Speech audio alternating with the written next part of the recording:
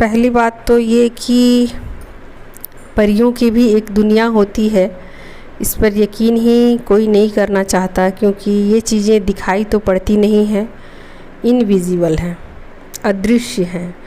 तो दोस्तों ये मान के चलिए कि जो चीज़ें दिखाई देती हैं और उनके पास कम पावर हैं, और जो चीज़ें नहीं दिखाई दे रही है वहाँ ज़्यादा पावरफुल है, वो चीज़ें ज़्यादा पावरफुल है। तो अदृश्य की दुनिया बहुत बड़ी है और दृश्य की दुनिया बहुत छोटी है। यानी कि हम इंसानों की, पेड़ पक्षियों की, जानवरों की दुनिया बहुत छोटी है, और जो चीज़ें दिखाई नहीं दे रही है, अदृश्य हैं, वो ज़्यादा पावरफुल हैं और ज़्यादा शक्तिशाली हैं। पहले तो आप इन बातों को मानिए और समझने की कोशिश कीजिए, और वही इस दुनिया को, विजिबल की जो दुनिया है, जो इस 3D की दुनिया है, वही चला रहे हैं। ऐसा लगता है हमें कि जैसे कि हम खुद ही चल रहे हों और खुद ही सब कुछ कर रहे हों, लेकिन ये सच नहीं है, क्योंकि इन चीज़ों पर हम यकीन नहीं करते हैं, क्योंकि वो चीज़ें हमें दिखाई नहीं पड़ती हैं। तो जो चीज़ें हमें दिखाई नहीं पड़ती हैं उस पर विश्वास करना बहुत ही कठिन है।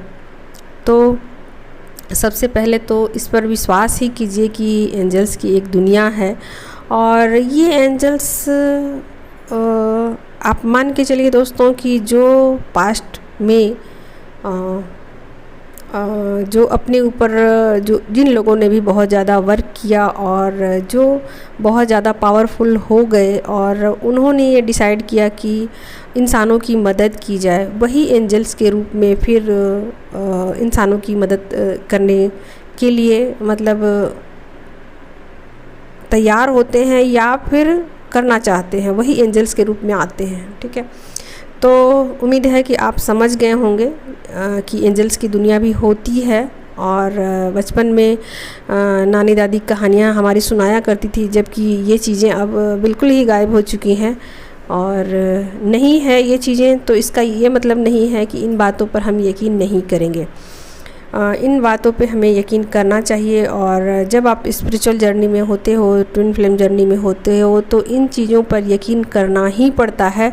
बाकी और लोग चाहे इस पर यकीन करें या नहीं करें, और उनको बताया जाए तो वो यकीन नहीं ही करेंगे। ठीक है, तो चलिए अब आगे बढ़ते हैं कि वो आपकी मदद कैसे करते हैं। ठीक है, यकीन अब आ गया है तो अब मदद भी मिलेगा, क्योंकि जैसे ही आप यकीन करना शुरू करते हो आपको मदद दिया जाता है।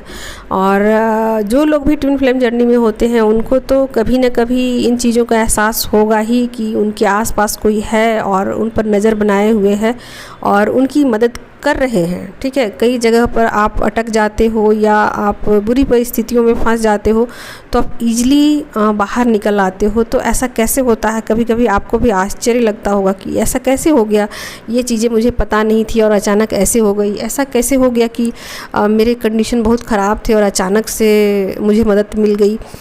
तो आपको यकीन आने लग जाता है और वो आपको यकीन दिलाते हैं, हर बार दिलाते हैं कि आपके पास मैं हूँ।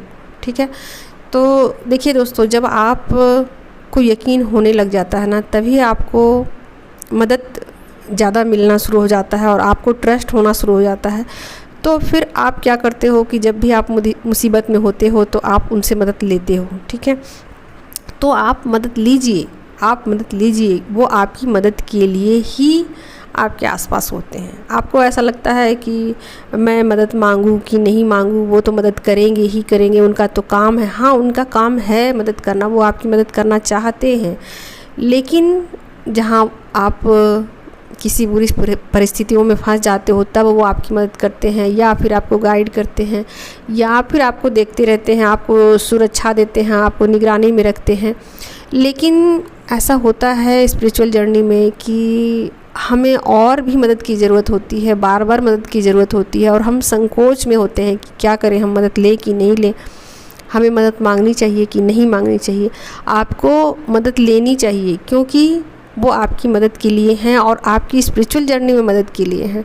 आपको सांसारिक दुनिया में मदद के लिए नहीं है। लेकिन जब उनको ऐसा लगेगा कि आप सांसारिक दुनिया में भी बहुत ज़्यादा पेन में हो, बहुत ज़्यादा तकलीफ़ में हो, तो वहाँ पर भी वो आपकी मदद करेंगे।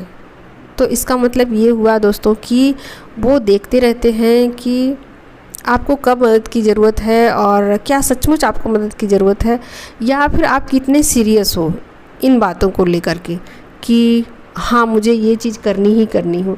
कई बार ऐसा होता है कि हम लोग डिसीजन चेंज करते रहते हैं, अभी कुछ कहा फिर कुछ कहा फिर कुछ कहा, ऐसा नहीं।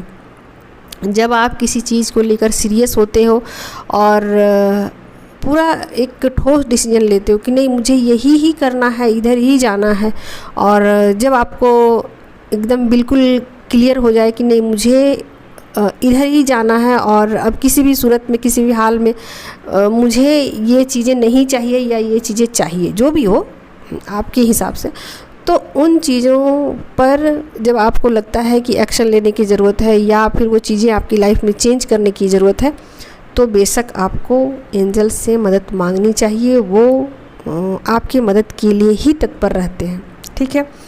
अब रहा सवाल कि क्या वो आपकी मदद करेंगे, हाँ तो वो आपकी मदद तो ज़रूर ही करेंगे, लेकिन कई बार वो देखते हैं कि आप कितने सीरियस हो इन चीज़ों को लेकर के, तभी वो आपकी मदद करेंगे, ठीक है।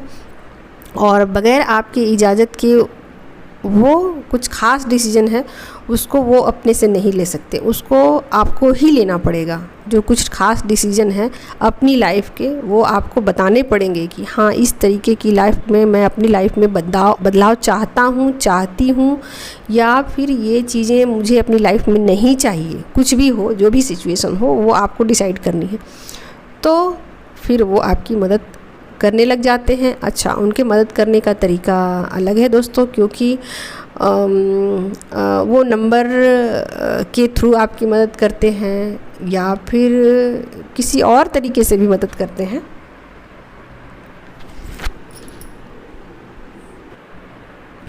देखिए, वो नंबर अलग अलग तरीके का नंबर दिखाते हैं आपको। कभी घड़ी में दिखाते हैं, कभी मोबाइल में दिखाते हैं, कभी किसी गाड़ी में दिखा देते हैं, कभी किसी कपड़े पर लिखा हुआ दिखा देते हैं, कभी किसी टी शर्ट में।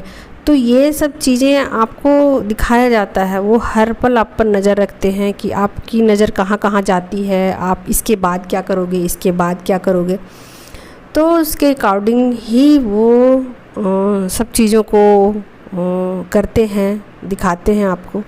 और देखिए, कई बार ऐसा होता होगा कि अपना प्रेजेंट भी वो फील कराते हैं कि वो आपके आसपास है। कोई खुशबू, आपको ऐसी खुशबू आपको मिल जाए जो आपने कभी नहीं आपको मिली हो, ऐसी खुशबू कभी नहीं सूंघा हो आपने, ऐसी खुशबू अचानक से आपके आसपास उड़ने लग जाती है। फिर कभी पंख आपके आसपास गिरने लग जाते हैं, या पंख आपको रोज़ रोज़ मिलने लग जाते हैं, जबकि आपने कोई जानवर पाल के नहीं रखा है, जबकि आपके आसपास कोई चिड़िया नहीं है, फिर भी ये चीज़ें होने लगे तो आपको वो एहसास दिलाते हैं कि वो आपके आसपास हैं और कोई भी मदद हो तो आप मांगिए, ठीक है।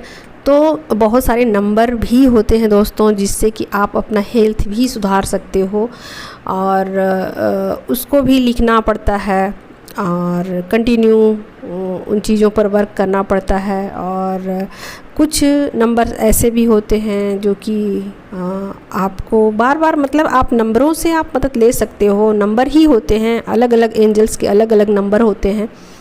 तो जो भी जिस तरीके की भी मदद चाहिए तो वो नंबरों के थ्रू भी आपको मिलता है। तो ये डीप स्टडी में जाना पड़ता है, तब आपको पता चलता है कि कौन से एंजल्स का कौन सा नंबर है, फिर हेल्थ के लिए कौन सा नंबर है, मनी के लिए कौन सा नंबर है। ये तो डीप स्टडी की बात है, और फिर आपको इसमें बहुत ज़्यादा नॉलेज इकट्ठा करना पड़ेगा, तब होगा। लेकिन अगर आप इतना डीपली नहीं जाना चाहते हो और आपको इतना नहीं पता है कि कैसे नंबर को डिकोड किया जाए, नंबर दिखाते हैं एंजल्स, कैसे नंबर को डिकोड करूं, क्या इसका मीनिंग है, अगर आपको इतना समझ नहीं आ रहा है तो कोई बात नहीं है। अभी आप बहुत सारी परेशानियों से परेशान होते हो, तो इतना आपको नहीं समझ में आता है तो आप क्लियर कट सिर्फ इतना ही बोलिए कि मेरी मदद कीजिए, और इन चीज़ों को बार बार बताइए जो आपकी लाइफ में प्रॉब्लम है, ठीक है। तो ऐसा करने से निश्चित रूप से वो आपकी मदद करेंगे।